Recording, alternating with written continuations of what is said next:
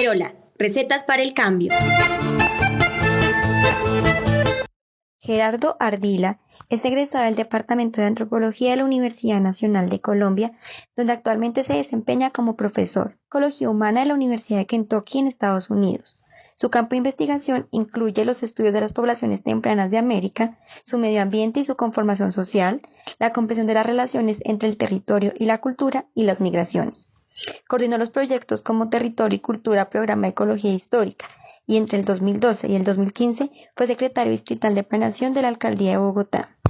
Lo primero era obligarnos a hablar de la pospandemia. Es decir, es cierto que de alguna manera pueda pasar lo que algunos optimistas exacerbados piensan, que todo va a cambiar, que nada puede seguir siendo igual. Digamos que en un corto plazo, pues eso es básicamente una ilusión, pero a mediano plazo no lo sabemos. Y con relación a los pesimistas, son aquellos que de alguna manera piensan que todo va a seguir igual. Una de las cosas que me llamaba más la atención es preguntarnos sobre qué es lo que es esencial, y a la vez preguntarnos que en casos de catástrofes ya no naturales, llamémosla así, como la Segunda Guerra Mundial, y bien me temo que eso es lo que puede pasar. No sé, desde la visión suya, que es una persona que ha estado en la academia, está de hecho en la academia, pero ha compartido, digamos, la urgencia que desde la burocracia implica querer cambiar algo sin poder hacerlo. Bueno, muy bien. Yo pienso que es un tema apasionante, pero de todas maneras tiene mucho de adivinación, ¿no? Porque todavía no tenemos datos que nos permitan decir nada. Lo que uno puede hacer es pensar probablemente en algunos escenarios posibles, ¿no? Y yo personalmente oscilo entre el primer grupo, el de los optimistas, y el segundo grupo, el de los completamente pesimistas, ¿no?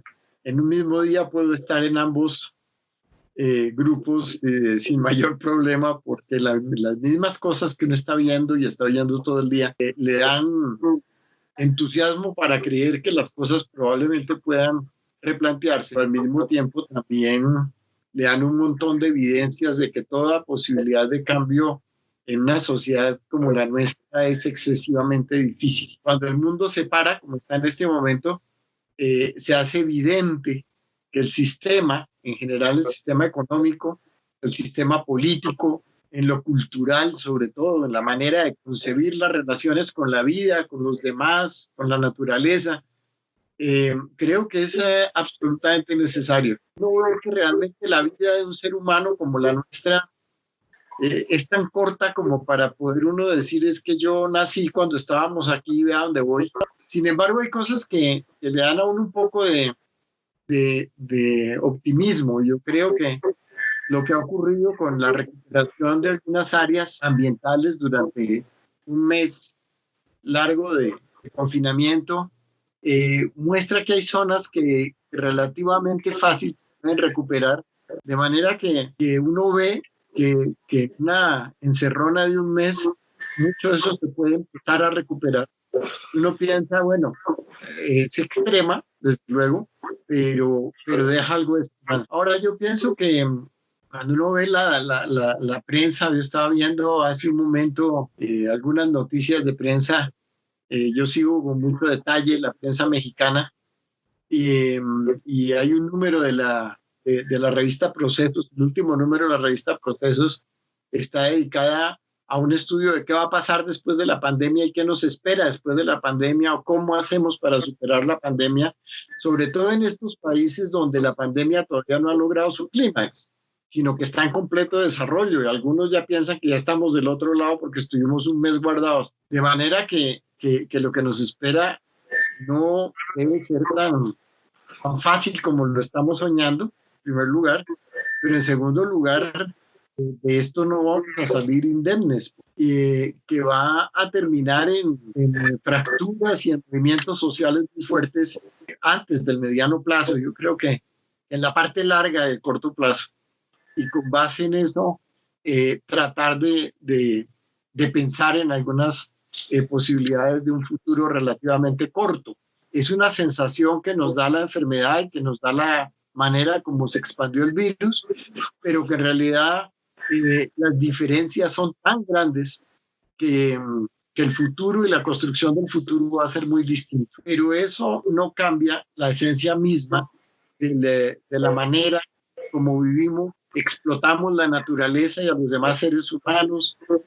No cambia de fondo los modelos sobre los que estamos construyendo nuestra vida cotidiana en la actualidad. Yo creo que para eso necesitamos un tiempo mayor y necesitamos una experiencia que fuera muy fuerte. Si esta experiencia no es tan dura, la vamos a olvidar muy rápido y va a quedar en la historia como un momento en el que vamos a contar algunas anécdotas simpáticas como las que leemos por ahí, el lío que tenemos que vivir permanentemente, de que se cuelga la comunicación, de que se cae, de que en clase no puede uno oír a todos los estudiantes porque no pueden hablar, de que etcétera, etcétera, pues muestra de todas maneras que esto está todavía a medio camino. He venido como pensando algunas cosas que quería como hablar con usted en el ámbito de esta charla.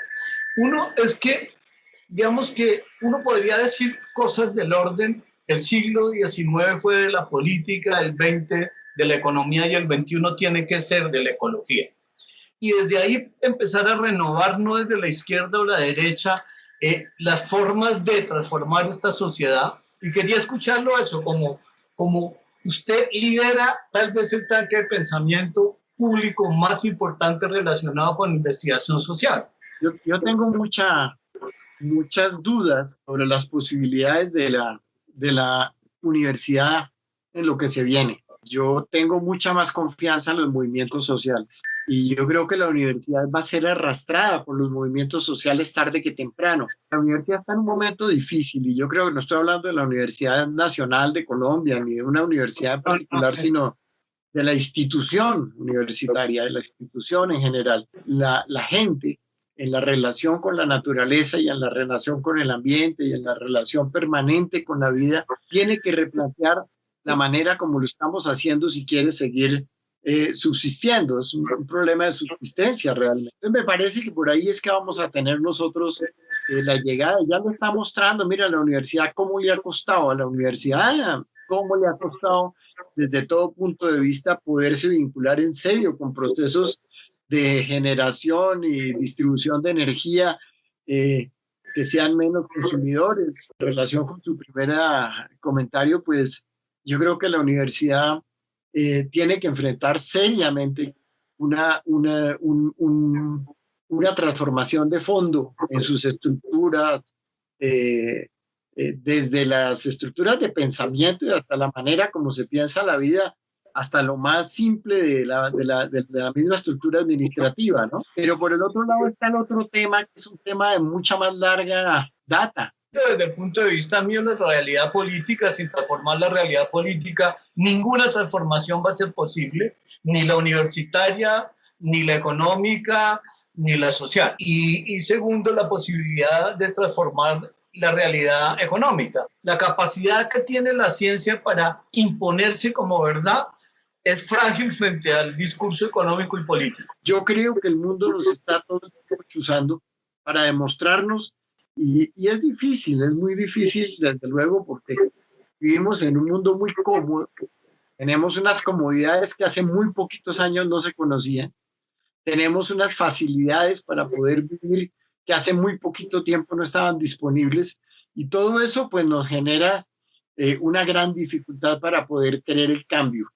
Esta circunstancia de la pandemia nos demuestra que el cambio no es una decisión consensual, sino que el cambio es una obligación de sobrevivencia y que o que cambiamos estos modelos o no podemos sobrevivir como especie. Pero yo creo que ahora el mundo otra vez está atravesando por esas épocas de adormitamiento, donde cosas como estas lo sacuden un poquito. El escenario que se nos viene encima es un escenario de derrota, ¿sí? En el sentido de que los movimientos sociales no están de alguna manera trabajando colectivamente por un escenario común. Pero lo que sí puedo asegurar es que si los movimientos sociales no encuentran camino no tenemos futuro, porque los movimientos sociales tienen su razón de ser en la diversidad y solamente encuentran posibilidades de transformación de gran alcance, de gran escala, tanto en el tiempo como en el espacio, como también la otra gran escala, la escala estructural que forma parte de esas mismas transformaciones. Solamente lo encuentran en el largo plazo. Entonces, yo no comparto, por ejemplo, la idea de que los movimientos sociales son tragados por el poder, porque eso significaría estar uno planteando que hay un poder por encima de todo que siempre está y que no cambia, y eso no es cierto. Las relaciones de poder se construyen y se construyen a lo largo del tiempo.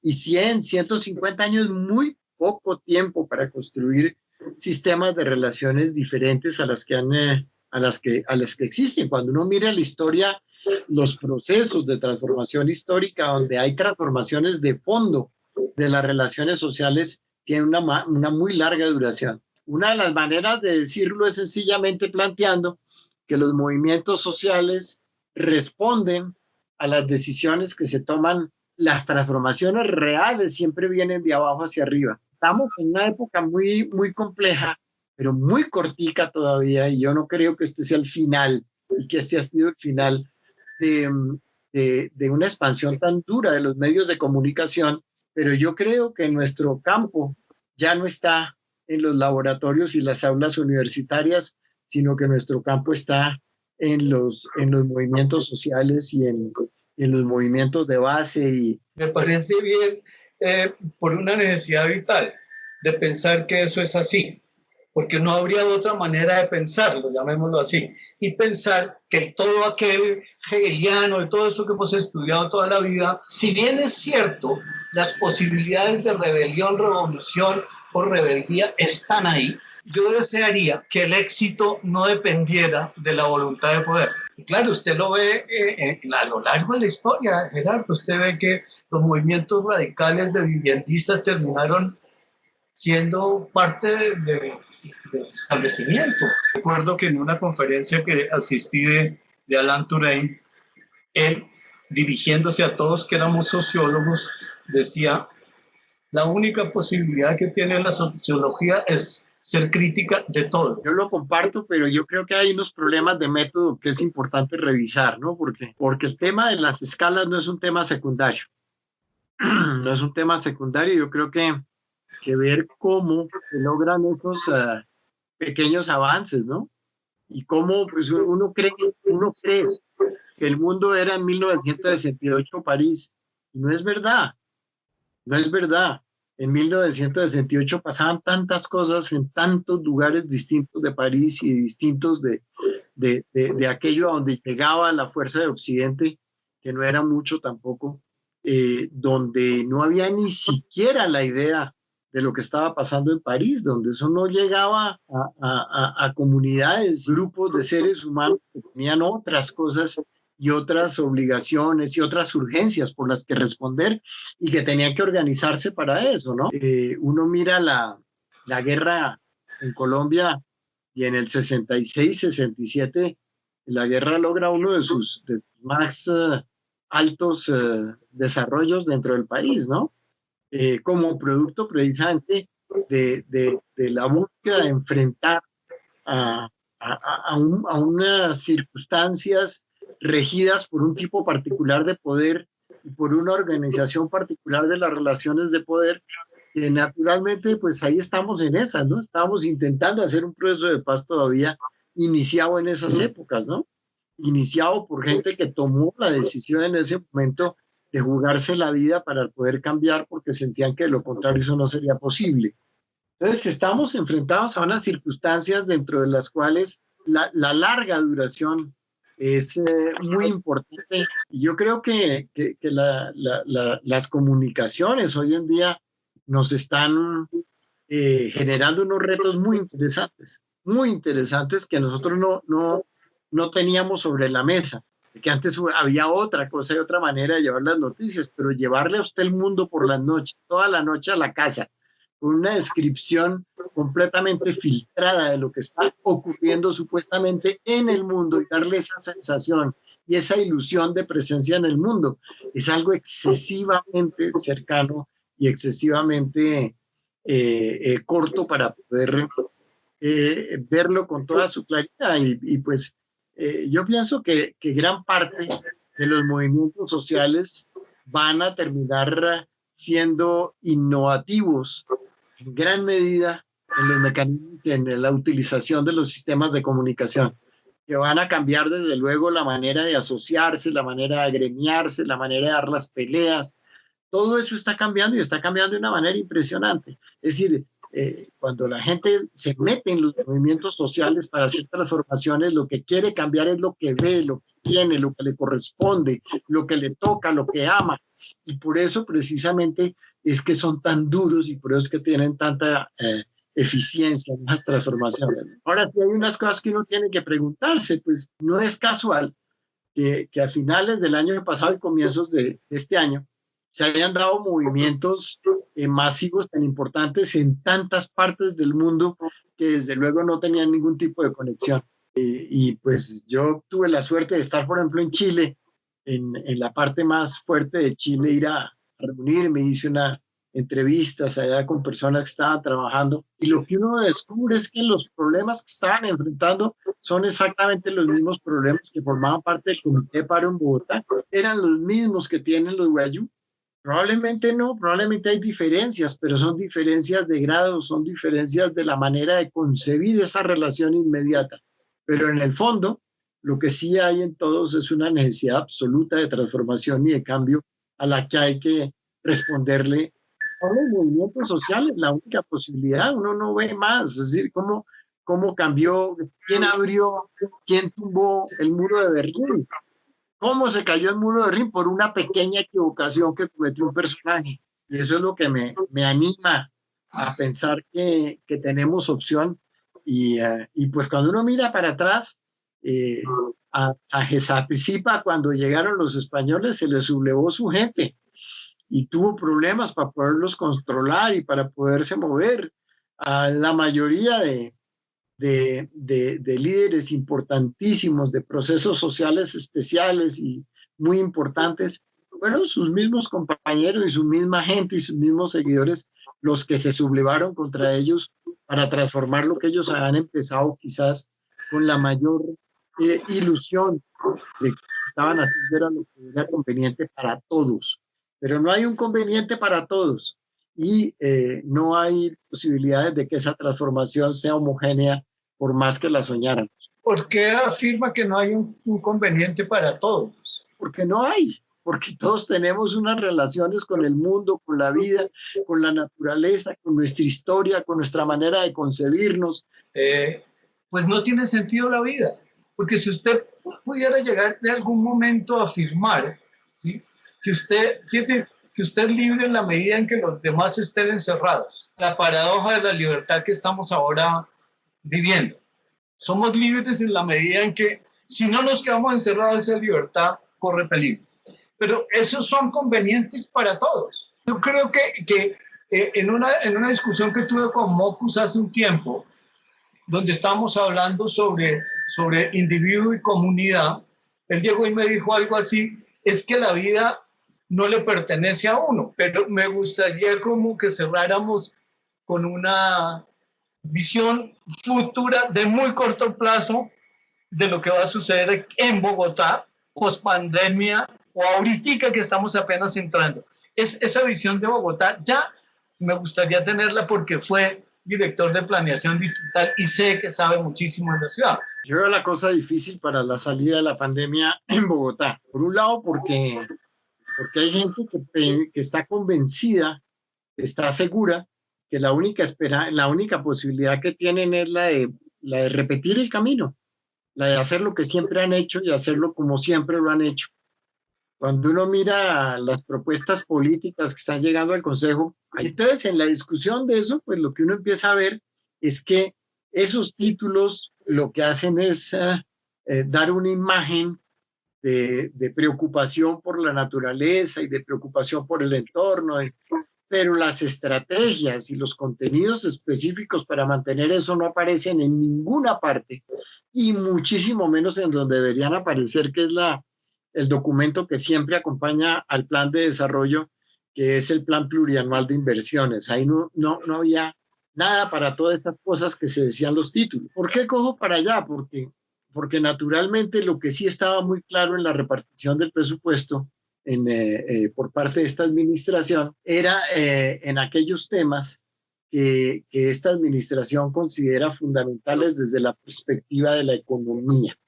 Entonces, cuando uno ve eso y ve que es otra vez lo mismo de lo mismo, que es volver a lo mismo, que en nada se diferencia este plan de desarrollo de los que se han venido proponiendo antes, pues uno lo primero que piensa es: esto no va a tener posibilidad, esta experiencia no nos sirvió para aprender nada. Pero por otro lado también hay una cosa grave, y es que esta experiencia a la vez sí ha servido para aprender otras cosas, ¿no?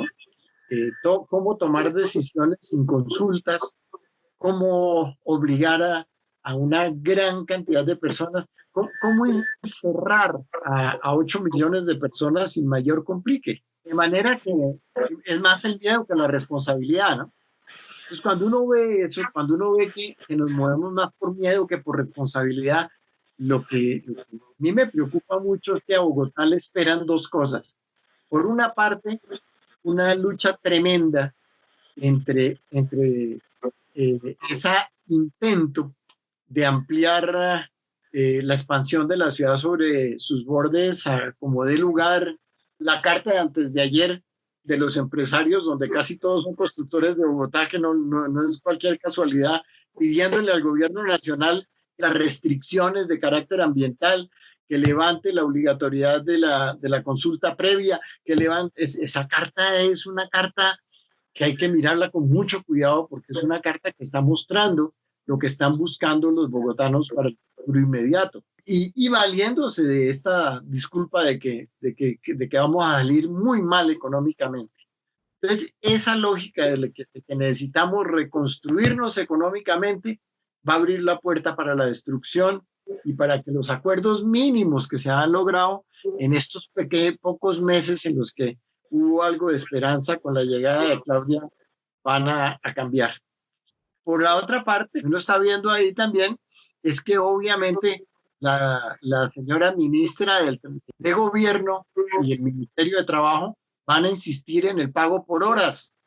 Y eso, en estas condiciones actuales, va a generar un conflicto muy grande en la ciudad, porque hay gente que no le importa que le paguen una hora de trabajo con tal que le paguen algo, mientras que hay una gran cantidad de gente que ve aquí una alternativa y una posibilidad para poder reconstruir los contratos de término indefinido y con prestaciones y 8 horas diarias de labor y todas estas cosas que yo creo que ya están muy en la historia y que no las vamos a recuperar tan fácilmente. De manera que va a haber entonces muchas movilizaciones sociales reclamando cosas inmediatas y cosas de primera mano.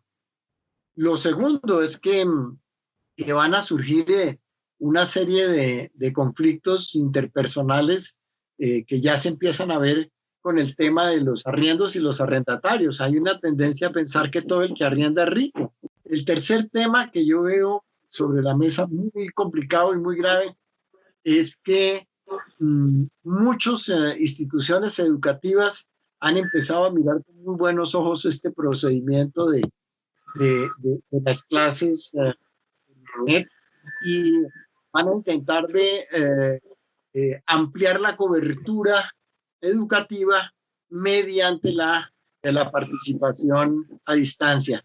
Y yo creo que eso tampoco va a encontrar un camino fácil.